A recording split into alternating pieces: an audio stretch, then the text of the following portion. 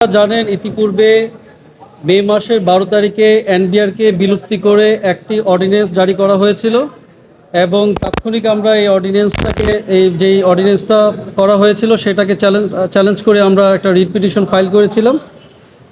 আজকে ওই রিট পিটিশনটা প্রায় 1 মাস পর আমাদের আজকে এটা হিয়ারিং লিস্টে এসে আমরা হিয়ারিং করেছি।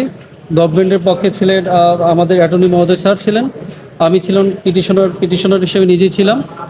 আজকে দীর্ঘক্ষণ শুনানি শেষে আমার সাবমিশন ছিল যেহেতু এই অর্ডিন্যান্সটা এখানে আপনি দেখবেন যে অর্ডিন্যান্সের মধ্যে অর্ডার 10-এ আইন প্রণয়নের ক্ষমতা যেহেতু আমলাদেরকে দেওয়া হয়েছে, ব্যুরোক্রেটদের হাতে দেওয়া হয়েছে।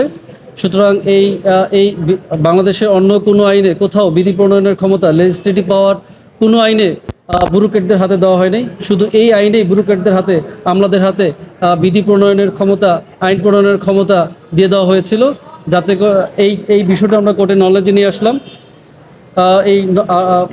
এই এইটা আমরা দীর্ঘ শুনানির পর অ্যাটর্নি স্যারের তার বক্তব্য বলেছে যে যেহেতু এইটা আইন একটা পলিসি ম্যাটার এই পিএল ফরম্যাটে চ্যালেঞ্জ করার সুযোগ নেই এবং আনুষ্ঠানিক কথা হয়েছে এবং পূর্ণাঙ্গ হিয়ারিং শুনানি শেষে আমরা আমাদের ফাইনাল সাবমিশন রেখেছিলাম যেহেতু কর সংক্রান্ত বিষয় এটা মানুষের সাথে সম্পর্ক থাকে, সুতরাং এই কর সংক্রান্ত আইন প্রণয়ন করার আগে পার্লামেন্ট থাকা উচিত ছিল। পার্লামেন্ট যদি মনে করে যে কোন আইন কোন কর নির্ধারণ করা হবে কোন বেসিসে, সেটা পার্লামেন্ট পর্যন্ত ওয়েট করা উচিত ছিল।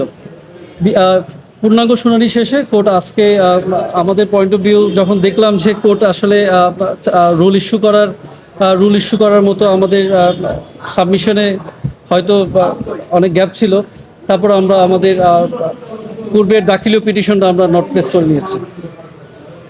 আপনারা এই মোটামুটি শুনানি তো হলো 2-3 দিন, অ্যাটর্নি জেনারেলও মানে গুরুত্ব বিবেচনা অ্যাটর্নি জেনারেল নিজেই শুনানি করছেন, তাই তো? জি। মানে আপনাদের কাছে তখন যে কনফিডেন্স নিয়ে এসেছিলেন এবং অনেক আলোচনা হলো, এটা কি কোনো প্রেসারে আপনারা নট প্রেস করে নিয়ে আসেননি তো নাকি? না, তেমন কোনো প্রেশারে না, আসলে অন মেরিটই কোর্টে এটা সিদ্ধান্ত ছিল, আমরা আমাদের সাবমিশন রেখেছি।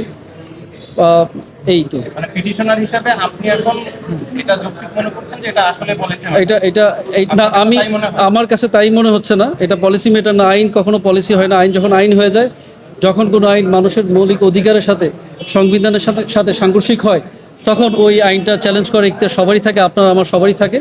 সেই প্রেক্ষাপটে আইনটা চ্যালেঞ্জ করা হয়েছে। Thank you. জি।